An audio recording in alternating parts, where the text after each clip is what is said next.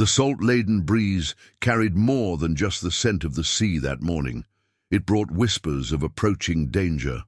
Port Marina's weathered docks creaked beneath the weight of Mike Harrison's steady footsteps as he prepared his modest fishing boat for another day's work. Most locals knew him as the quiet fisherman who'd appeared in their small coastal town 3 years ago, his graying temples and calloused hands marking him as just another sea-worn soul seeking peace on the water. Before we jump back in, tell us where you're tuning in from, and if this story touches you, make sure you're subscribed, because tomorrow I've saved something extra special for you. What they didn't know, what almost no one knew, was that those calloused hands had once diffused underwater explosives in the pitch-black depths of hostile waters, or that those watchful eyes had guided elite teams through some of the deadliest missions in modern warfare. To the residents of Port Marina, he was just Mike the fisherman, the man who always had time to help mend a neighbor's net or guide a lost tourist back to shore. The fog hung thick over the marina that morning, turning boats into ghostly silhouettes and muffling the usual sounds of the working harbor. Through the haze, Mike noticed subtle changes that would have escaped less trained eyes: the unusual silence from the normally bustling fish market, the absence of the regular morning crew at Joe's bait shop, the way certain shadows seemed to linger too long between the warehouses. Frank Chen, who ran the marina's small coffee shop, watched Mike with growing concern. He'd noticed the 3 strangers who'd arrived the previous evening, their expensive SUV and city clothes marking them as outsiders. They'd asked too many questions about the local fishing operations, particularly about which boats brought in the most valuable catches. But what had really caught Frank's attention was how they'd specifically inquired about the quiet fisherman who worked alone. Through his shop window, Frank observed the strangers now. 2 men and a woman, their casual poses betrayed by the predatory way they surveyed the docks. Their leader, a tall man with a shark-tooth necklace and designer sunglasses, carried himself with the artificial confidence of someone used to taking what wasn't his. The woman, despite her carefully crafted tourist appearance, moved with the calculated precision of someone mapping escape routes and vantage points. Mike continued his preparations with methodical care, each movement precise and purposeful. He'd learned long ago that the best way to handle approaching threats was to appear unaware while remaining absolutely prepared. His time with the SEALs had taught him that survival often depended on letting your enemies underestimate you, on maintaining the illusion of vulnerability until the moment called for action. The dock's security cameras had been disabled sometime. During the night, a detail Mike had noticed immediately but gave no indication of registering. The morning harbor patrol boat was conspicuously absent, and the usual early morning radio chatter had been silent for the past hour. To most, these might seem like unrelated coincidences. To Mike, they were pieces of a familiar pattern, one he'd seen too many times in waters far from home. Dr. Sarah Martinez, the local marine biologist who often collaborated with fishermen to monitor fish populations, had sensed something different about Mike from their first meeting. She'd seen him dive to untangle a propeller from an abandoned fishing line, noting how his movements underwater showed a level of comfort and precision that went far beyond recreational experience. She'd witnessed him calculate tide patterns and storm forecasts with military accuracy, though he'd always downplayed his knowledge as just experience.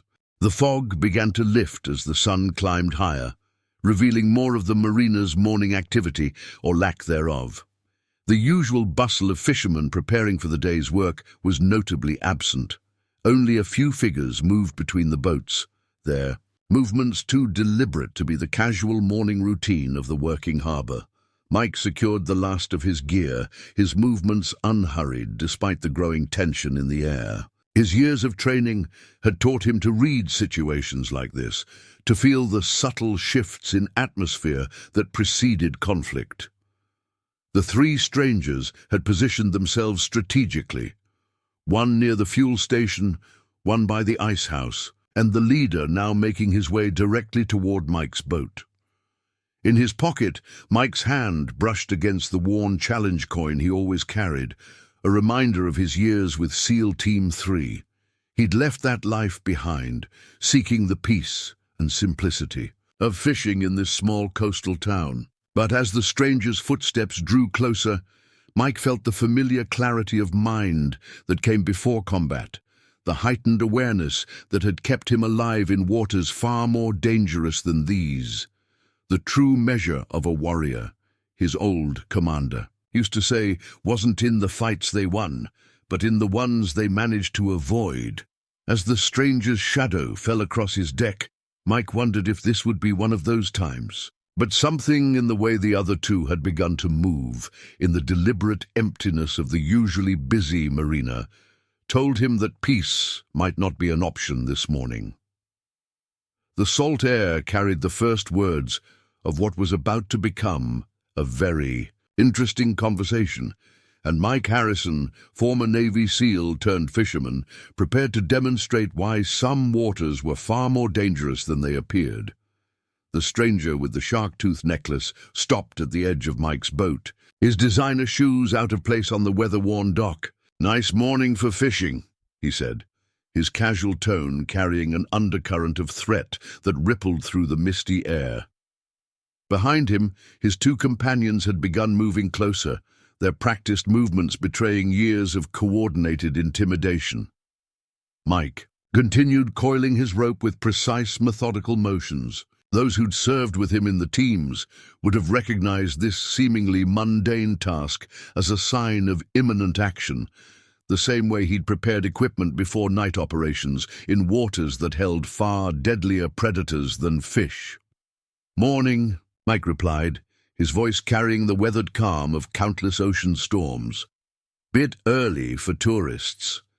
His eyes, while appearing focused on his work, tracked the subtle hand movements of the woman positioned near the ice house. Her jacket was too heavy for the morning weather, perfect for concealing a weapon. Frank Chen watched the scene unfold from his coffee shop, his hand hovering near the phone. He'd seen his share of harbor disputes, but something about these strangers sent cold ripples down his spine. The way they moved reminded him of the sharks he'd seen while diving, elegant, precise, and absolutely predatory. "We're not tourists," the leader smiled, revealing teeth almost as sharp as the one hanging around his neck. "We represent certain interests in the shipping industry. Been noticing your operation here. Small boat, working alone, regular schedule. Must be profitable." He leaned against the boat's rail with calculated casualness. "We're offering protection services to local fishermen, insurance, you might say, against unfortunate accidents." The third member of their group, a muscular man with a tribal tattoo crawling up his neck, had positioned himself near the fuel station, effectively cutting off the most direct escape route to land. To most observers, it would have appeared random. To Mike, it confirmed these weren't ordinary criminals. They had tactical training. Dr. Martinez, arriving at her research pier, noticed the confrontation unfolding. She'd seen enough of Mike's subtle reactions to dangerous situations to recognize his current stillness wasn't submission, it was assessment. Like the calm surface of deep water hiding powerful currents below. "Protection's a valuable service these days," the woman added, her voice carrying the sharp edge of broken glass. "Especially with all the recent incidents in nearby harbors. Boats damaged, catches stolen, equipment mysteriously malfunctioning." She moved closer, her steps silent despite the creaking dock.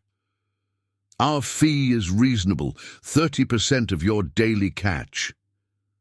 Mike's hands hadn't stopped their steady work with the rope, but those who knew what to look for might have noticed how he was positioning it in precise loops. His years as a SEAL had taught him that ordinary objects, ropes, fishing gear, even the seemingly harmless tools scattered on his deck, could become extraordinary weapons in the right hands. 30%'s a steep price for problems that don't exist, Mike responded, his tone still carrying that deceptive calm. The leader's eyes narrowed slightly. Most people showed fear by now, but this weathered fisherman's pulse hadn't even quickened. Unknown to the strangers, their chosen morning for confrontation carried special significance.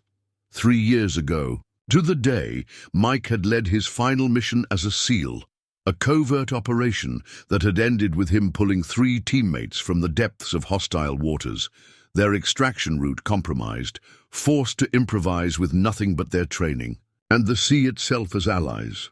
Problems have a way of finding those who don't appreciate our services, the leader's voice hardened, dropping all pretense of friendliness. Just ask Marco from the Lucky Star.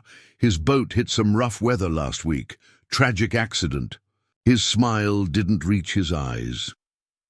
Would hate to see anything similar happen here. The morning sun had burned away more of the fog, revealing the unusual emptiness of the marina more starkly. The regular fishermen, likely warned off or intimidated, had delayed their departures, but their absence made the scene clearer. No witnesses, no interference, just a lone fisherman against 3 predators who thought they'd cornered easy prey. Mike finally looked up from his rope work, meeting the leader's gaze directly for the first time. Something in his eyes made the stranger take an involuntary step back. It was like looking into deep water and suddenly realizing something massive was looking back. You know what's fascinating about the ocean? Mike's voice carried a new tone, one that made the woman by the icehouse subtly adjust her stance. It teaches you to respect what's beneath the surface. Some of the deadliest creatures don't look dangerous at all until it's too late. The harbor wind carried the salty scent of approaching rain, and with it, the growing tension of a storm about to break. The 3 strangers had come expecting to find an easy target, a solitary fisherman they could pressure into their protection racket. Instead, they'd walked onto the deck of someone who had turned far more dangerous waters into his element. The true test of any predator comes not when they're hunting, but when they realize too late that they've become the prey. As the first drops of rain began to fall on Port Marina's weathered docks, that lesson was about to be demonstrated in ways these harbor pirates never expected. Preparing and narrating this story took us a lot of time, so if you are enjoying it, subscribe to our channel. It means a lot to us. Now back to the story.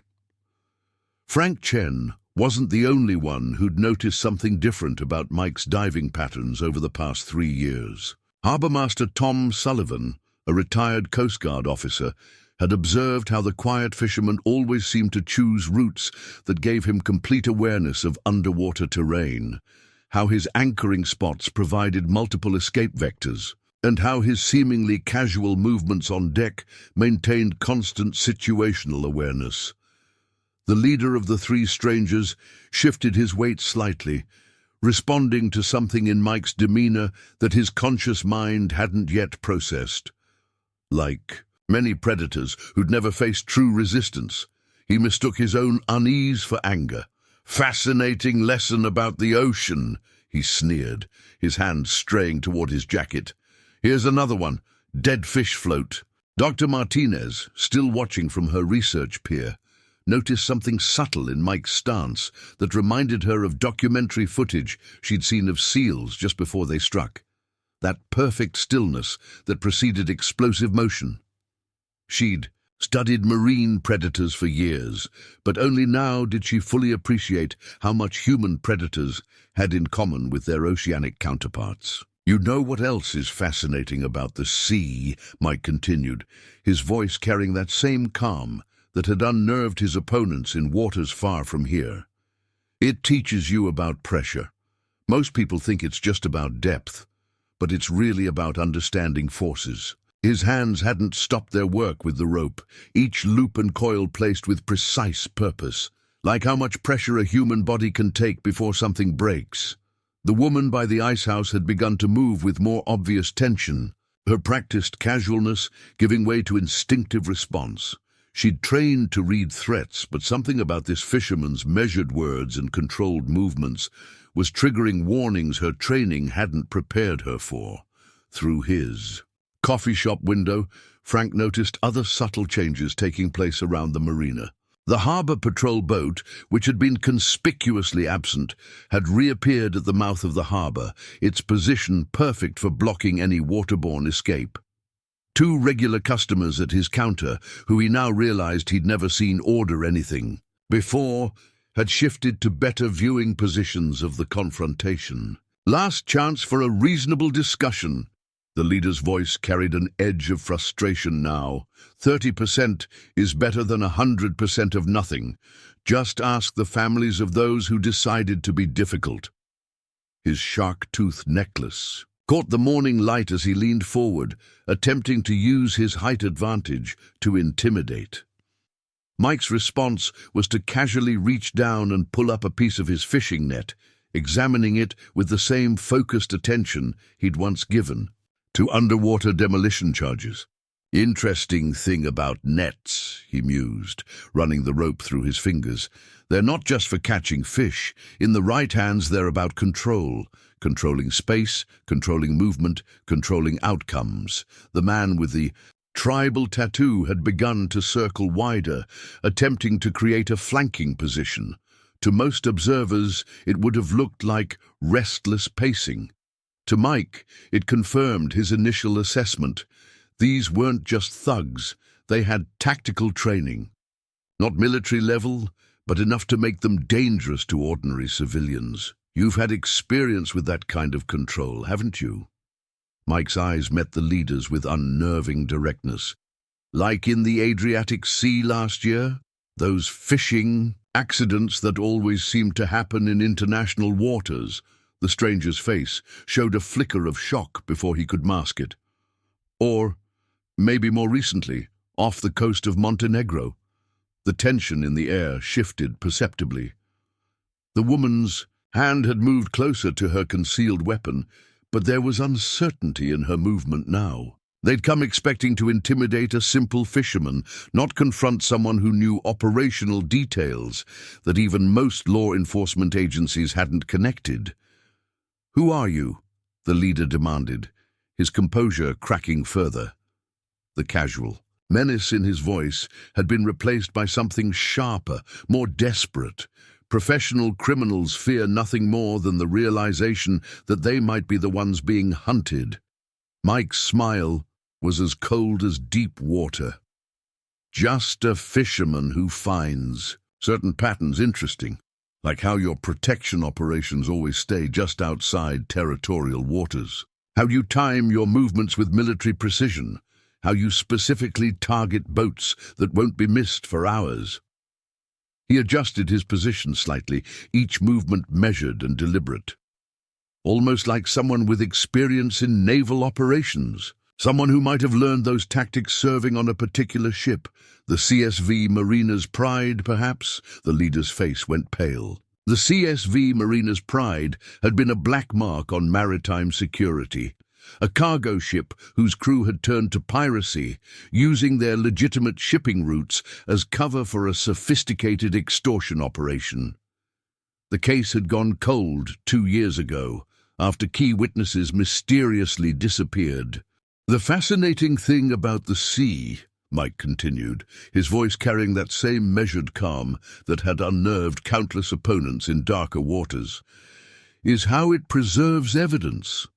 Things that sink don't always stay hidden. Bodies, weapons, secrets.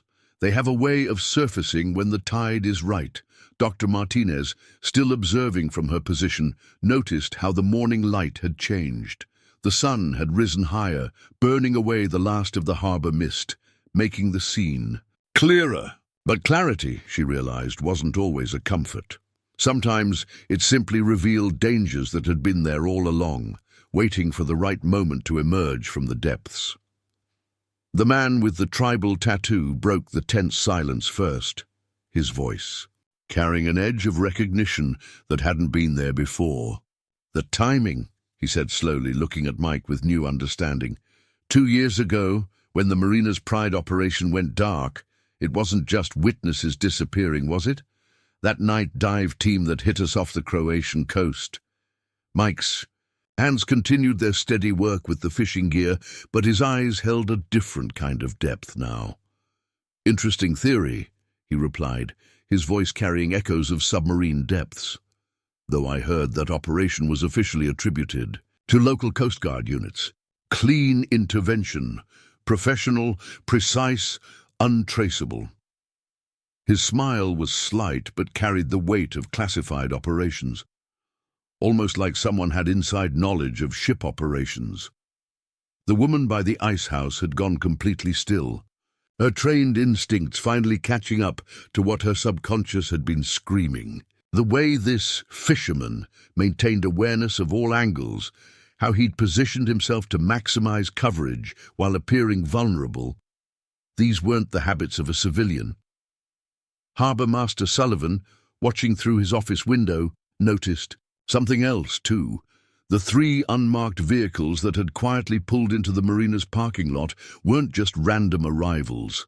Their positions effectively blocked any land-based escape routes, their tinted windows concealing watchful eyes. "But here's what I find truly fascinating," Mike continued, his voice carrying that same measured calm that had once guided teams through midnight operations. "How certain patterns repeat themselves, like how your protection racket always targets isolated boats, just like the Marina's Pride targeted isolated shipping lanes. How you use inside information about patrol schedules, just like you used shipping manifests back then." The leader's composed facade had cracked entirely now, replaced by the desperate calculation of a man realizing he'd walked into a trap. "You don't understand what you're dealing with," he snarled, though his voice carried more fear than menace now. "We've got connections you can't touch, people who make problems disappear." Like Commander Viktor Petrov. Mike's words hit like depth charges, causing all 3 strangers to flinch visibly. "Interesting man, Victor. Former naval intelligence, turned private security consultant. Specializes in making evidence disappear, creating perfect alibis for certain maritime operations." His smile was as cold as Arctic waters. "Though I heard he's been unusually cooperative with international authorities lately. Amazing what people will reveal when they're fishing in the wrong waters." Dr. Martinez, still observing from her research. Pierre saw Frank Chen quietly locking his coffee shop's door, moving with the deliberate care of someone who knew exactly what was about to happen. The regular customers inside had positioned themselves with too much precision for civilians, their casual poses belied by their perfect coverage of all angles. "The thing about deep water operations," Mike continued, his hands finally still on the carefully arranged rope, "is that they teach you to respect pressure points. Not just physical ones, but psychological ones too. Like how fear of exposure can be more effective than fear of force." The woman's hand had moved away from her concealed weapon, her tactical training finally recognizing the full depth of their situation. They weren't just facing a former operator, they were standing in the middle of a carefully orchestrated operation, one that had been in motion long before they'd stepped onto this dock. "The Coast Guard's interesting report last week," Mike mused, his voice carrying across the now silent marina, "about finding that cache of weapons off the Montenegro coast, right where the Marina's Pride made its last stop. Encrypted communications, recovered account numbers, operation details, almost like someone had been quietly mapping your entire network piece by piece." Through the coffee shop window, Frank watched as more figures emerged from the morning shadows, men and women who'd been regular fixtures at the marina for months, their casual poses now revealed as careful positioning. Each one moved with the same measured precision as Mike, their civilian appearances masking years of specialized training. "You see," Mike's voice carried that same calm that had once guided teams through the deadliest waters on Earth. "The fascinating thing about underwater operations is that success often depends not on what you do, but on what you make your target think you're doing. While you were watching for threats from the outside, you never noticed how many of your own people had already chosen a different tide to follow." The tribal tattooed man's face showed dawning horror as he recognized one of the approaching figures. His own second-in-command from the Marina's Pride operations, now moving with the deliberate purpose of someone who'd switched sides long ago. The carefully constructed world of these harbor pirates was unraveling strand by strand, their own tactics turned against them with surgical precision. The leader's hand trembled slightly on his shark-tooth necklace, his predatory confidence evaporating like morning mist under harsh sunlight. "Even if what you're saying is true," he managed, his voice struggling to maintain authority, "you're just one man. Our organization goes deeper than you can imagine." Mike's response was to reach slowly into his fishing jacket, withdrawing a weathered logbook. "Interesting choice of words," he said, his voice carrying that same measured calm that had once guided missions through the world's most treacherous waters. "About going deep. Let's talk about the real reason you chose this particular marina this specific morning." The woman by the ice house shifted uncomfortably as Mike opened the logbook. Her trained eyes recognized it wasn't just any captain's log. The particular way the pages were organized, the precise notation system. This was a military-grade operational record disguised as a fisherman's diary. 3 years ago, Mike continued, turning pages with deliberate care, a certain naval intelligence officer stationed in Montenegro noticed something peculiar. Fishing boats disappear not just randomly but in patterns. Each incident was perfectly timed to avoid patrol routes, each target selected with insider knowledge. His eyes met the leader's with penetrating focus. Almost like someone had access to classified naval movement schedules. Dr. Martinez, still watching from her research pier, noticed how the morning light caught the edges of something beneath Mike's weathered fishing jacket. Not a weapon, but what looked like a familiar edge of tactical gear. She'd seen similar equipment during her marine research diving operations, but this was clearly military grade. "The fascinating thing about deep water intelligence," Mike's voice carried across the tense marina, "is how patterns emerge when you study them long enough. Like how your organization always seemed to know exactly when naval patrols would be diverted. How certain high-value targets would suddenly change course into more isolated waters." Harbourmaster Sullivan had moved to his external deck now, his Coast Guard training recognizing the tactical significance of what was unfolding. The 3 unmarked vehicles in the parking lot had been joined by others, each positioning with the precise coordination of a long-planned operation. "But here's what I find truly interesting," Mike continued, turning to another page in his logbook. "How certain communication frequencies, ones supposedly secured by naval encryption, would light up just before each incident. Almost like someone with high-level clearance was coordinating your operations from inside the maritime security structure itself." The tribal tattooed man's face showed a flicker of fear as Mike's words hit their mark. They'd always assumed their intelligence source was untouchable, protected by layers of military bureaucracy and carefully maintained covers. "Captain Anders sends his regards, by the way," Mike added casually, causing all 3 strangers to freeze. Captain Eric Anders had been their primary contact in naval intelligence, their source for patrol schedules and shipping routes. The man they'd thought was safely positioned in a NATO command center, continuing to feed them classified information.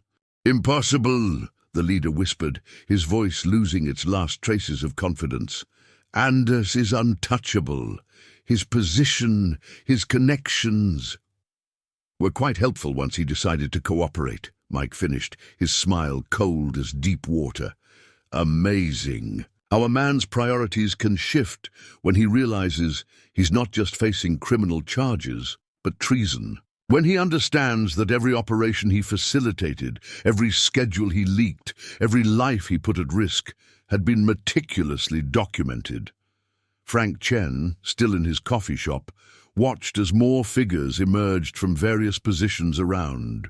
The marina, individuals who'd spent months establishing themselves as part of the harbor's daily life. The mechanic who maintained the fuel pumps, the supply store manager, even the weekend charter boat operator, each now moving with the unmistakable precision of trained operators.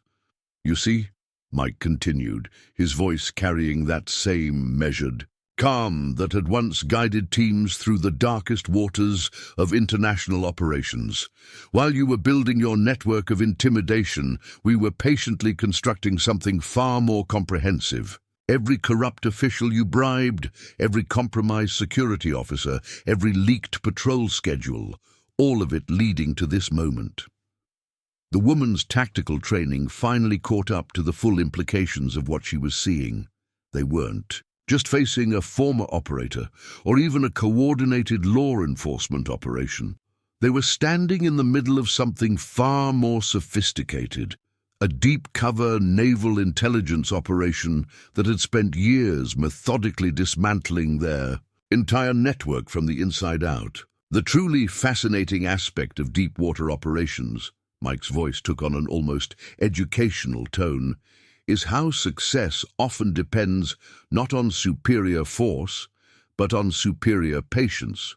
While you were focused on immediate profit, immediate control, immediate fear, we were slowly turning your own people, your own tactics, your own security protocols against you. Through the growing morning light, more changes became apparent around the marina. The regular fishing boats that had seemed absent were actually positioned strategically around the harbor entrance. The missing harbor patrol hadn't been intimidated away. They'd been coordinating with a larger operation gathering just beyond the breakwater. But perhaps the most interesting revelation, Mike continued, closing his logbook with deliberate precision, is how your own pattern of intimidation made our job easier. Every person you threatened, every family you terrorized, every honest official you tried to corrupt, they all became potential allies. Amazing how quickly people will help when they realize they're not fighting alone. The leader's hand had strayed toward his concealed weapon again, but there was desperation in the movement now, not confidence. The carefully constructed world of these maritime predators was crumbling around them. Their own tactics and techniques turned against them with the patient precision of a force they'd never truly understood. The woman by the ice house was the first to notice something else, how the seemingly random arrangement of fishing gear on Mike's boat actually created perfect cover positions. The nets weren't just stored. They were positioned to restrict movement paths. The stacked crates would provide ideal protection from multiple angles. Even the boat's mooring lines had been adjusted to allow for quick tactical repositioning. "You know what I find most fascinating about deep-sea predators?" Mike's voice carried across the increasingly tense marina, his hands resting casually on a coiled rope. "They don't just hunt by strength or speed. They hunt by understanding their environment, by using the water itself as a weapon." His eyes locked onto the leader's shark-tooth necklace. "Rather like how we've been using your own environment against you." The tribal tattooed man had begun scanning the harbor with growing desperation, his trained instincts finally recognizing the full scope of their situation. Every escape route they'd planned, every contingency they'd prepared, had been anticipated and countered long before they'd set foot on this dock. "That fishing boat that radioed for help last week," Mike continued, his voice carrying that same measured calm that had guided countless covert operations. "The one that drew your attention to this marina. Interesting how it matched the exact profile you look for. Isolated, valuable cargo, predictable schedule." His smile was as cold as Arctic waters, almost like it was designed specifically to attract your attention. Dr. Martinez, still observing from her research pier, noticed how the morning light caught the edges of more tactical gear carefully concealed around the marina. What had appeared to be ordinary maintenance equipment now revealed itself as strategically placed tactical gear, each piece positioned with military precision. "But here's what I find truly remarkable," Mike's voice took on an almost professorial tone. How predictable certain patterns become when you study them long enough. Like how your organization always conducts initial surveillance exactly 3 days before making contact. How you always position your team in the same tactical formation. How you always use the same approach angles that worked so well in naval operations. The leader's face showed the first signs of genuine fear as Mike's words stripped away another layer of their supposed tactical advantage. "Those surveillance photos," he said slowly, realizing dawning. "The ones from 3 days ago were exactly what we wanted you to see," Mike finished, his smile carrying the weight of countless successful operations. Every camera angle, every security blind spot, every apparent vulnerability, all carefully crafted to draw you into exactly this position. Frank Chen watched through his coffee shop window as more pieces of the operation revealed themselves. The early morning joggers who'd been circling the marina weren't random fitness enthusiasts. Their routes had been carefully planned to herd the targets into specific positions. The maintenance crew working on the streetlights had been establishing overlapping fields of coverage. "The fascinating thing about military deception," Mike continued, his movements liquid smooth as he adjusted his position, "is that it works best when you let your target believe they're in control. While you were watching us cataloging our apparent weaknesses, planning your approach, we were actually positioning you exactly where we needed you." Harbour Master Sullivan had moved to a new position now, one that gave him clear sightlines across the entire confrontation. His Coast Guard experience recognized the sophisticated nature of what he was witnessing. Not just a law enforcement operation, but a carefully orchestrated military intelligence takedown. "Your surveillance team did a thorough job," Mike acknowledged, his voice carrying that same calm that had once guided teams through the world's most dangerous waters. "They noted every detail about my daily routine, my equipment, my apparent vulnerabilities. But they never asked themselves why a simple fisherman would maintain such precise, predictable patterns. Why someone working alone would always position their gear in such tactical arrangements. The woman's hand had moved away from her concealed weapon entirely now, her trained instincts finally grasping the futility of their position. They weren't just surrounded, they were standing in the middle of a trap that had been months, perhaps years, in the making. "The truly elegant aspect of this operation," Mike continued, his words carrying across the morning air with surgical precision, "isn't just how we mapped your network or documented your crimes.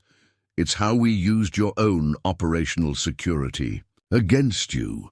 Every precaution you took, every security measure you implemented, every contingency you planned, they all served to make our job easier." Through the growing daylight, more changes became apparent around the marina. What had seemed like random construction equipment positioned around the harbor now revealed itself as carefully placed tactical barriers. The morning haze wasn't entirely natural. Subtle traces of deployed smoke screens designed to channel movement in specific directions. "You see," Mike's voice carried that same measured calm that had once guided the deadliest operations in maritime history. "While you were studying us, planning your approach, feeling confident in your tactical superiority, we were actually conducting a much more sophisticated operation, one that didn't just anticipate your moves, it depended on them." The leader's composure had crumbled completely now, replaced by the desperate calculation of someone realizing they were caught in a trap that had been closing long before they knew it existed. Every assumption they'd made, every advantage they'd thought they held, had been carefully crafted to lead them to this exact moment. The tribal tattooed man broke the tense silence, his voice carrying a mix of realization and fear.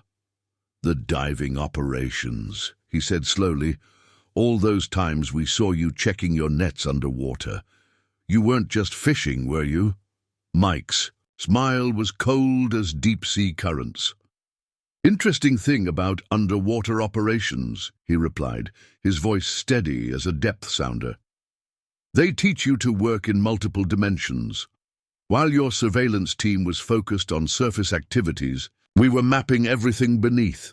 Every underwater approach, every potential escape route, every hidden cache. Dr. Martinez suddenly understood all those times she'd seen Mike diving in seemingly random patterns around the marina.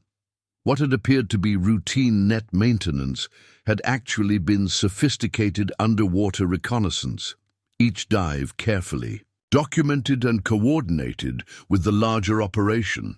But perhaps the most fascinating aspect, Mike continued, his hands still resting casually on the coiled rope, is how certain patterns repeat themselves underwater. Like how your organization always caches emergency equipment in specific depth ranges, always positions escape vessels in predictable locations. His eyes met the leader's with penetrating focus, almost exactly like the protocols used by the marina's pride. The woman by the ice house had gone completely still, her tactical training recognizing another layer of their compromise. The underwater caches they'd positioned around the marina 3 days ago, equipment drops meant to support their operation, had been under surveillance the entire time. You want to know what I found truly interesting during those diving operations? Mike's voice carried across the morning air. How your underwater signatures matched exactly with certain classified naval protocols. The same depth patterns, the same cache arrangements, the same emergency extraction plans. His smile was sharp as a shark's, almost like someone had access to restricted naval diving manuals. Harbour Master Sullivan watched as more pieces of the operation revealed themselves. The seemingly routine harbour maintenance divers who'd been working around the marina for weeks weren't just checking infrastructure. They'd been systematically mapping and monitoring every underwater aspect of the criminal organization's activities. Commander Reeves sends his regards, by the way, Mike added casually, causing the leader's face to go pale. Commander James Reeves had been their source for classified naval diving protocols, the man who'd helped them adapt military underwater tactics for their criminal operations. He's been particularly helpful in explaining how certain restricted procedures found their way into civilian hands. Frank Chen observed through his coffee shop window as more specialized equipment became visible around the marina. What had appeared to be ordinary fishing gear now revealed itself as sophisticated diving and surveillance equipment, each piece positioned with tactical precision. The fascinating thing about deep-water operations, Mike continued, his voice carrying that same measured calm that had guided teams through countless underwater missions, is how pressure reveals structural weaknesses. Not just in equipment or materials, but in organizations. Every compromise, every weak link, every potential failure point, they all become apparent under enough pressure. The leader's hand had strayed toward his shark-tooth necklace again, but now it seemed more like a nervous tick than an intimidation gesture. Even if you've mapped our underwater operations, he managed, trying to retain some semblance of control, you can't possibly have tracked everything. Our network is too extensive, too well hidden. Like the cache your team placed near the old shipping channel, Mike's response was immediate and precise. Or the emergency equipment stored in the sunken fishing boat, or perhaps the backup communications gear hidden in the reef structure. His smile never wavered. Amazing how predictable certain protocols become when you understand the training behind them. Through the growing daylight, more specialized diving teams had become visible around the marina's perimeter. What had appeared to be routine morning diving operations now revealed themselves as tactical positions, each diver equipped with military-grade underwater gear. But here's what I find most remarkable. Mike's voice took on an almost educational tone. How your organization's reliance on military protocols actually made you more vulnerable. Every procedure you borrowed, every tactic you adapted, every security measure you implemented, They were all designed for legitimate naval operations. When applied to criminal activities, they created patterns that were embarrassingly easy to track.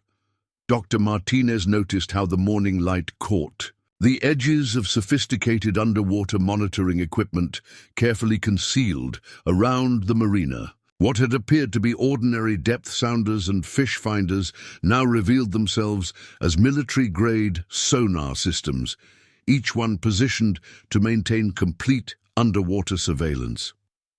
"You see," Mike continued, his movements fluid as the water itself.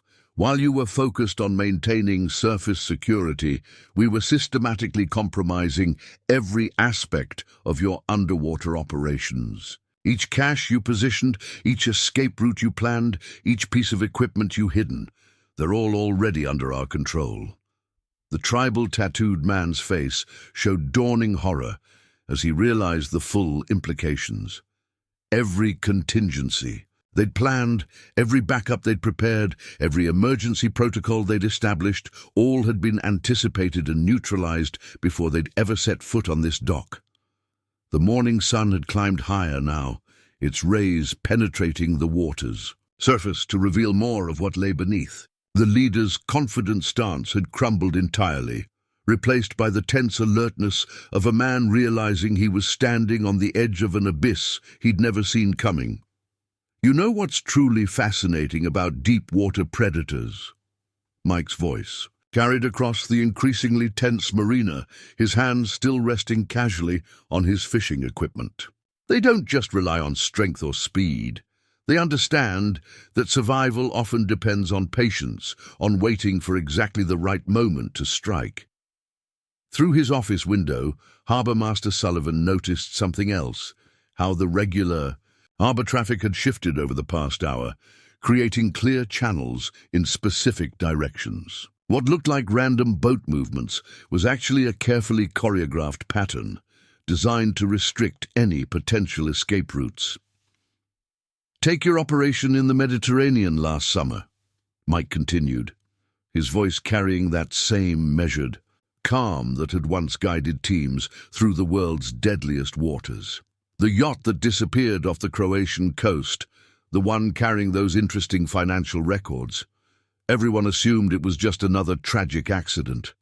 The woman by the icehouse shifted uncomfortably, her tactical training recognizing another layer of their exposure. That operation had been one of their most carefully planned, with no apparent connections to their organization. "But here's what I found particularly interesting." Mike's smile was sharp as coral edges, how certain patterns emerged when you looked deeper, like how the yacht's navigation system had been compromised in a very specific way, using protocols that matched exactly with classified naval cyber operations. Dr. Martinez watched as more specialized equipment became visible around the marina. What had appeared to be ordinary marine research gear now revealed itself as sophisticated surveillance equipment, each piece positioned to maintain complete coverage of both surface and underwater activities. "Lieutenant Chen sends his regards, by the way," Mike added casually, causing all three strangers to stiffen. Lieutenant William Chen had been their cyber operations specialist, the man who'd modified naval hacking protocols for their criminal enterprises. He's been particularly helpful in explaining how certain classified algorithms found their way into civilian hands. Frank Chen observed through his coffee shop window as more tactical positions revealed themselves. The morning joggers who'd been circling the marina had taken up strategic positions, their casual exercise gear concealing professional-grade tactical equipment. "The fascinating thing about cyber warfare," Mike continued, his voice carrying that same precise control that had guided countless covert operations, "is how it mirrors underwater combat. It's all about understanding currents, data, flows, communication patterns, digital signatures that seem invisible until you know exactly what to look for." The tribal tattooed man's face showed growing desperation as another layer of their security crumbled. "Even if you've tracked our cyber operations," he managed, Our physical security is still compromised at every level, Mike finished smoothly. Amazing how certain digital signatures lead to physical locations. Every server you've accessed, every communication you've encrypted, every financial transaction you've hidden, they all leave traces like underwater currents for those who know how to read them. Through the growing daylight, more changes became apparent around the marina. What had appeared to be ordinary maintenance work on the harbor's communication infrastructure now revealed itself as a sophisticated surveillance network, each node carefully positioned to intercept and monitor specific types of data traffic. But here's what I find most remarkable. Mike's voice took on an almost contemplative tone. How your organization's reliance on military-grade encryption actually made you more vulnerable. Every protocol you borrowed, every security measure you implemented, every communication channel you established, they were all designed for legitimate naval operations. When applied to criminal activities, they created digital patterns that were embarrassingly easy to track. Harbor Master Sullivan noticed how the morning light caught the edges of sophisticated communication equipment carefully concealed around his office. What had appeared to be standard marine radio gear now revealed itself as military-grade signals, intelligence equipment, each piece tied into a larger surveillance network. You see, Mike continued, his movements fluid as he adjusted his position. While you were focused on maintaining communication security, we were systematically compromising every aspect of your digital infrastructure. Each server you controlled, each encryption key you used, each secure channel you established, they're all already under our surveillance. The leader's hand had moved away from his concealed weapon, his tactical training finally recognizing the futility of their position. They weren't just physically surrounded. Their entire digital infrastructure, the very backbone of their operation, had been compromised from within. The truly elegant aspect of this operation, Mike's voice carried across the morning air, with surgical precision, isn't just how we mapped your physical network or tracked your movements. It's how we used your own security protocols against you. Every digital precaution you took, every encryption method you implemented, every secure communication you initiated, they all served to make our job easier. The woman near the ice house was the first to notice something else, how the pattern of boats in the harbor had shifted subtly over the past hour, creating a precise formation that mirrored advanced naval containment protocols. These weren't just random fishing vessels, they were positioned with military precision. You know what I find most fascinating about naval warfare? Mike's voice carried across the increasingly tense marina, his hands still maintaining their casual position on the fishing gear. How victory often depends not on the size of your force, but on how well you understand your opponent's mindset, their training, their instincts. The leader's shark-tooth necklace caught the morning light as he shifted uneasily, his predatory confidence now completely shattered. "Those naval exercises last month," he said slowly, realizing dawning, "the ones that kept Coast Guard patrols away from our shipping lanes, weren't actually exercising at all," Mike finished, his smile cold as deep water. "Amazing how easily certain patrol patterns can be adjusted when you understand the bureaucracy behind them. Every schedule change, every route modification, every tactical response, all carefully crafted to channel your operations exactly where we wanted them."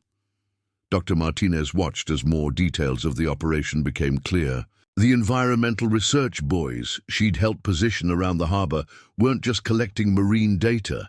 They were sophisticated surveillance points, each one monitoring specific frequencies and movement patterns.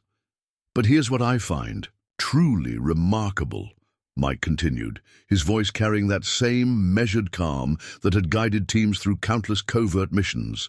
"How your organization's reliance on military intelligence actually became your greatest weakness. Every piece of information you thought was secure, every tactical advantage you believed you held, was actually part of a much larger operation." Frank Chen observed through his coffee shop window as more elements of the trap revealed themselves. The morning delivery trucks that had seemed so routine now showed their true purpose. Mobile command centers, each one equipped with state-of-the-art surveillance and communication gear. "Captain Rodriguez sends his regards," Mike added casually, causing the tribal tattooed man to flinch visibly. Captain Marcus Rodriguez had been their primary contact for naval patrol schedules, the man who'd ensured their operations always happened in safe zones. He's been particularly helpful in explaining how certain patrol patterns could be so consistently predictable. Harbour Master Sullivan noticed how the morning light revealed more tactical positions around the marina. What had appeared to be routine, maintenance crews were actually specialized tactical teams, each one positioned to respond to specific scenarios. The fascinating thing about maritime operations, Mike's voice carried across the water, is how they rely on precise timing. Every movement, every communication, every response must be perfectly coordinated, rather like how we've orchestrated this entire morning. His smile was sharp as a diving knife. "Did you really think it was a coincidence that brought you here? At exactly this moment?" The leader's face showed dawning comprehension as another layer of their compromise was revealed. "The intelligence reports about high-value cargo movements," he said, his voice barely above a whisper. "The ones that led us to target this area were carefully crafted to bring you exactly here," Mike confirmed, his movements fluid as he adjusted his position. "Every piece of information you received, every target you identified, every tactical advantage you thought you held, all designed to lead you to this precise moment." Through the growing daylight, more changes became apparent around the marina. What had appeared to be random civilian vessels were revealing themselves as disguised patrol craft, each one crewed by operators with very specific capabilities. "But here's what I find most elegant about this operation." Mike's voice took on an almost appreciative tone. "How your own tactical procedures made it all possible. Every security protocol you followed, every communication channel you used, every movement pattern you executed, they all came from standardized naval training. Training that we understood better than you ever could." The woman's tactical assessment of their situation had shifted from concerning to catastrophic. They weren't just facing a sophisticated trap. They were standing in the middle of an operation that had been using their own military-derived procedures against them from the start. "You see," Mike continued, his voice carrying that same measured calm that had once guided teams through the world's most dangerous waters. "While you were busy applying stolen naval tactics to your criminal operations, we were using something far more sophisticated. The understanding of why those tactics were developed in the first place. Every procedure you borrowed, every protocol you adapted, every strategy you implemented, they all had counter-tactics already developed and refined through years of naval warfare." Dr. Martinez noticed how the morning sun now revealed more layers of the operation. The seemingly random pattern of buoys and markers around the harbor actually created a sophisticated grid, one that could track and monitor every movement both above and below the water's surface. The truly fascinating aspect of naval strategy, Mike's voice carried across the now silent marina, is how it teaches you to think in multiple dimensions simultaneously. While you were focused on surface-level tactics and immediate advantages, we were operating on a much deeper level, systematically, turning your own procedures, your own training, your own instincts against you. The tribal tattooed man was the first to make a move, his hand twitching toward his concealed weapon. But before he could complete the motion, Mike's voice cut through the morning air with the precision of a depth charge. "Interesting choice," he said calmly, not moving from his position. "Though you might want to consider how your Sig Sauer P226 has been subtly modified over the past week. Amazing how certain parts can be replaced during routine maintenance. especially when your trusted armorer has been part of our operation from the start." The man's hand froze, his face showing a new level of horror as he realized even their weapons had been compromised. The woman by the ice house instinctively checked her own concealed firearm, her tactical training screaming warnings about the depth of their vulnerability. "You know what I find truly fascinating about combat diving?" Mike continued, his voice carrying that same measured calm that had guided teams through countless underwater operations. "How it teaches you to understand the relationship between equipment and trust. Every piece of gear, every backup system, every failsafe, they all have to work perfectly, or the consequences are fatal." Harbour Master Sullivan watched as more elements of the operation revealed themselves. The routine maintenance checks that had been performed on the criminals' boats over the past month hadn't just been inspections. They had been systematic compromises of every piece of equipment the organization relied on. "Take your emergency extraction plan, for example." Mike's voice carried across the increasingly tense marina. "The speedboat, hidden under Pier 7, carefully maintained and fueled, ready for a quick escape. Except certain critical components have been adjusted. Nothing obvious, nothing that would show up in a casual check, just small changes that would become apparent at exactly the wrong moment." Frank Chen observed through his coffee shop window as more specialized teams moved into position. What had appeared to be routine harbor workers were revealing themselves as highly trained operators, each one ready to respond to specific scenarios. "But here's what I find most remarkable," Mike continued, his hands still maintaining their casual position on the fishing gear. "How your organization's reliance on specific equipment actually made you more vulnerable. Every weapon you carried, every vehicle you maintained, every piece of tactical gear you trusted, they all had to be serviced, maintained, checked regularly. And every one of those maintenance points became an opportunity. Dr. Martinez noticed how the morning light revealed more tactical positions around the marina. The seemingly random arrangement of maintenance equipment actually created perfect coverage zones, each position offering both concealment and firing lanes. "Lieutenant Torres sends his regards," Mike added casually, causing the leader's face to pale further. Lieutenant Ramon Torres had been their primary weapons and equipment specialist, the man responsible for maintaining their tactical gear. He's been particularly helpful in explaining how certain critical systems could be subtly modified without raising suspicion. The leader's hand had moved away from his weapon entirely now, his tactical training finally grasping the full implications of their situation. "Even if you've compromised our equipment," he managed, his voice struggling to maintain authority, "our backup protocols are exactly what we expected." Mike finished smoothly.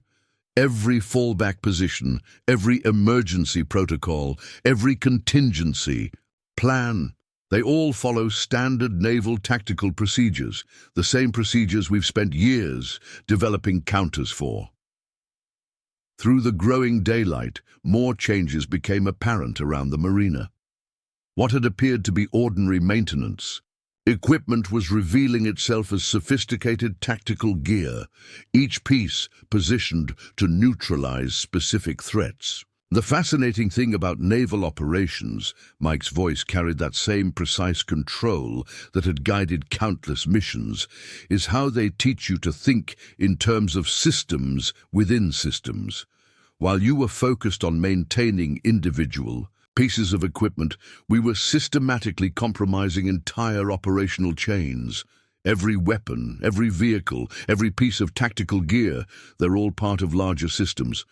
Systems that we've had months to study and modify." The woman's tactical assessment had moved beyond catastrophic to something approaching existential. They weren't just facing compromised equipment. Their entire operational infrastructure had been methodically undermined from within. "You see," Mike continued, his movements fluid as he adjusted his position slightly, "while you were busy maintaining your tactical advantage through superior equipment, we were using something far more sophisticated. The understanding of how that equipment fits into larger operational patterns. Every piece of gear you relied on, every system you trusted, every backup you prepared, they all became points of vulnerability once we understood how you used them.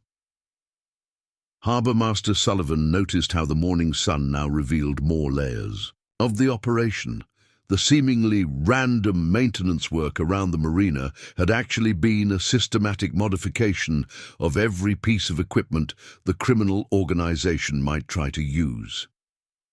The truly elegant aspect of naval warfare, Mike's voice, carried across the now silent marina, is how it teaches you to think in terms of cascading failures. It's not enough to compromise a single piece of equipment. You have to understand how that compromise will affect entire operational systems. Rather like how we've ensured that every piece of gear you might try to use in the next few minutes has been carefully prepared to fail in very specific ways. The leader's composure finally cracked completely, his carefully maintained facade of control shattering like ice under too much pressure.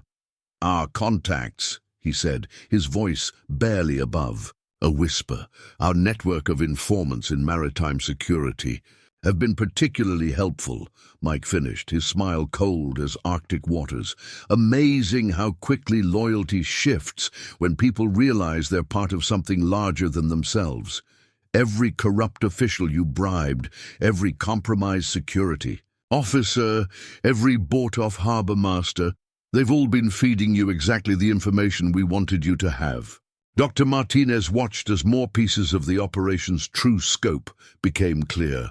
The routine maritime security meetings she'd attended over the past months hadn't just been about environmental regulations, they had been carefully orchestrated. Opportunities to feed specific information to the criminal organization's network. You know what I find truly fascinating about deep cover operations? Mike's voice carried across the increasingly tense marina, how they teach you to understand the psychology of corruption. Every person who accepts a bribe, every official who looks the other way, every informant who sells information, they all share certain predictable patterns of behavior. Frank Chen observed through his coffee shop window as more elements of the trap revealed themselves. What had appeared to be routine harbor security patrols were showing themselves as part of a sophisticated containment operation, each unit positioned with precise tactical purpose. "Take your network of Port Authority contacts, for example," Mike continued, his hands still maintaining their casual position on the fishing gear. Every one of them was convinced they were part of an exclusive information pipeline. None of them realized they were actually part of a much larger intelligence-gathering operation. Each one carefully fed specific pieces of information, designed to be passed back to your organization at exactly the right moment. The woman by the ice house shifted uncomfortably as another layer of their compromise was revealed. Her tactical training had prepared her for many scenarios, but not for the systematic unraveling of their entire intelligence network. "Commander Wallace sends his regards," Mike added casually, causing all three strangers to stiffen visibly. Commander Sarah Wallace had been their highest-placed source in maritime security, the person they'd thought was their most reliable intelligence asset. She's been particularly helpful in explaining how certain types of information could be most effectively used to shape your organization's decisions. Harbour Master Sullivan watched as more tactical positions became apparent around the marina. What had looked like random security camera placements now revealed themselves as part of a sophisticated surveillance network, each angle carefully chosen to monitor specific activities. But here's what I find most remarkable.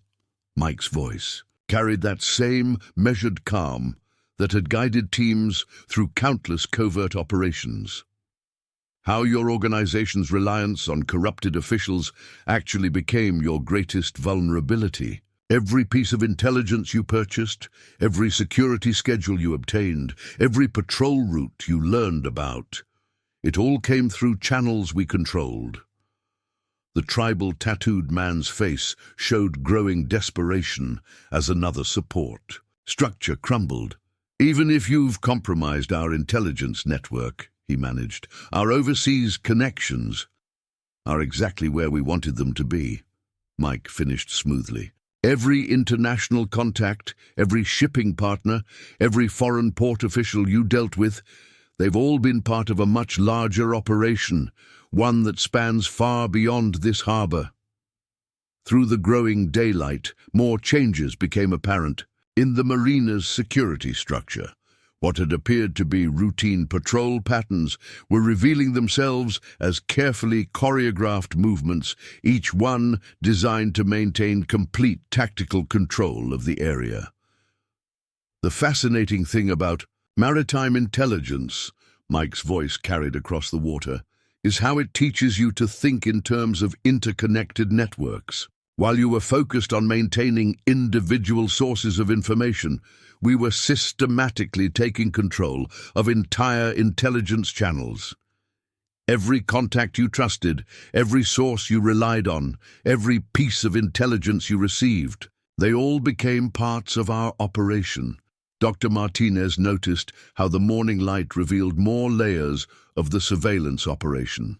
The environmental monitoring equipment she'd helped install around the harbor hadn't just been collecting data on marine life, it had been gathering intelligence on the criminal organization's movements and communications. "You see," Mike continued, his movements fluid as he maintained his position, "while you were busy building your network of corrupted officials, we were using something far more sophisticated, the understanding of how information flows through maritime security systems. Every bribe you paid, every official you compromised, every piece of intelligence you bought, they all served to make our job easier." The leaders' tactical assessment of their situation had moved beyond hope of recovery. They weren't just facing a compromised intelligence network. Their entire understanding of their operational security had been systematically undermined. From the start, the truly elegant aspect of maritime intelligence operations, Mike's voice carried across the now silent marina, is how they teach you to understand the flow of information. It's not enough to have sources. You have to understand how information moves through networks, how it shapes decisions, how it influences operations. Rather like how we've used your own intelligence network to guide every decision you've made over the past months, leading you precisely where we wanted you to be. The morning sun had reached its full strength now, burning away the last traces of harbor mist and revealing the true nature of what surrounded the three strangers. The leader's hand trembled slightly as he reached for his shark-tooth necklace. One final time, the gesture no longer carrying any trace of its former menace. "You know what I find most fascinating about naval special warfare?" Mike's voice carried across the now silent marina, his calm demeanor a stark contrast to the mounting tension. "How it teaches you that the most effective operations aren't won through superior force or advanced technology, but through patience, preparation, and understanding your opponent's psychology." As if responding to an unseen signal, more figures emerged from their positions around the marina. The morning joggers, the maintenance workers, the coffee shop patrons, each one now moved with the unmistakable precision of trained operators, their casual disguises falling away to reveal tactical gear and professional equipment. The truly elegant aspect of this operation, Mike continued, his hands finally moving away from the fishing gear with fluid grace, isn't just how we dismantled your organization or compromised your equipment. It's how we used your own nature against you. Your arrogance, your reliance on stolen military procedures, your belief in your own tactical superiority. Dr. Martinez watched as specialized teams took up final positions around the harbor. What had appeared to be a simple confrontation on a quiet morning had revealed itself as the culmination of years of careful planning and patient execution. "Lieutenant Commander Hayes sends his final regards," Mike added, causing the leaders' face to lose its last trace of color. Lieutenant Commander Richard Hayes hadn't just been their military contact, he had been the architect of their entire tactical approach, the man who had taught them how to adapt naval procedures for their criminal operations. "But here's what I find most remarkable," Mike's voice carried across the water with deadly precision. "How your organization's greatest strength, your military-style discipline and procedures, became your ultimate weakness. Every tactic you borrowed, every protocol you adapted, every strategy you implemented, they were all designed for legitimate naval operations. When applied to criminal activities, they created patterns that we could predict and counter with absolute certainty." Harbour Master Sullivan observed as federal tactical teams moved into their final positions. The harbour patrol boats that had seemed absent were now revealing themselves, each one crewed by specialized maritime law enforcement units. "You see," Mike continued, his movements taking on a more purposeful quality, "while you were focused on maintaining your criminal empire through stolen military expertise, we were using something far more sophisticated, the understanding of how those tactics were meant to be employed. Every procedure you used, every formation you adopted, every response you planned, they all came from training designed to work as part of larger, legitimate operations." The tribal tattooed man made one last desperate move toward his weapon, but before his hand could reach it, multiple red targeting dots appeared on his chest. The woman by the ice house had already raised her hands, her tactical training finally accepting the absolute futility of their position. "The fascinating thing about naval special warfare," Mike's voice carried that same measured calm that had guided countless successful operations, "is how it teaches you to understand the difference between appearing powerful and being effective. While you were busy trying to intimidate local fishermen with your stolen tactics and borrowed authority, we were systematically dismantling every aspect of your operation." Frank Chen watched through his coffee shop window as federal agents moved in with precise coordination. What had started as a quiet morning in a small coastal town had revealed itself as the culmination of one of the most sophisticated maritime law enforcement operations in recent history.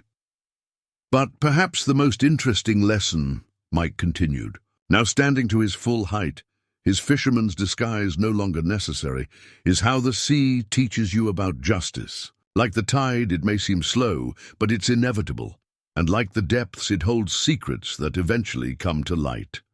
The leader made one final attempt at defiance. "You're still just one man," he snarled, though his voice carried no conviction. "Now, our organization goes deeper than you can imagine." Mike's smile was cold as Arctic waters. "That's where you're wrong," he replied, his voice carrying absolute certainty. "I'm not just one man. I'm part of something far larger, a force that exists to protect these waters and the people who depend on them. Every person you threatened, every family you terrorized, every community you tried to control, they all became part of our operation, not through fear or intimidation, but through a shared commitment to justice." As if to emphasize his words, more tactical teams emerged from their positions. The harbor was now completely surrounded, every escape route covered, every contingency planned for. The three strangers stood isolated on the dock, their criminal empire crumbling around them like a sandcastle before the rising tide. "The truly fascinating thing about justice," Mike's voice carried across the morning air one final time, "is how it often comes disguised in the most unexpected forms. Sometimes it wears a badge or carries a flag, and sometimes," his smile carried, "the weight of countless successful missions. It looks like nothing more than a quiet fisherman, waiting patiently for the right moment to make his catch." The federal tactical teams moved in with precise coordination, their actions reflecting years of training and preparation. As the three strangers were taken into custody, their weapons disabled, their communications silenced, their empire finally Broken Mike Harrison watched with the calm satisfaction of a mission well executed. The morning sun now illuminated a transformed harbor. What had begun as a confrontation between supposed predators and their intended prey had revealed itself as something far more significant, a demonstration of how patience, preparation, and unwavering dedication to justice could turn the hunters into the hunted. For in the end, the most dangerous waters aren't those that show their threats openly, but those that hide their true nature beneath a calm surface. And sometimes, the most effective warrior isn't the one who displays his strength, but the one who waits patiently, like a fisherman, for exactly the right moment to reveal his true capabilities. Up next, you've got two more standout stories, right on your screen. If this one hit the mark, you won't want to pass these up. Just click and check them out. And don't forget to subscribe and turn on the notification bell so you don't miss any upload from us.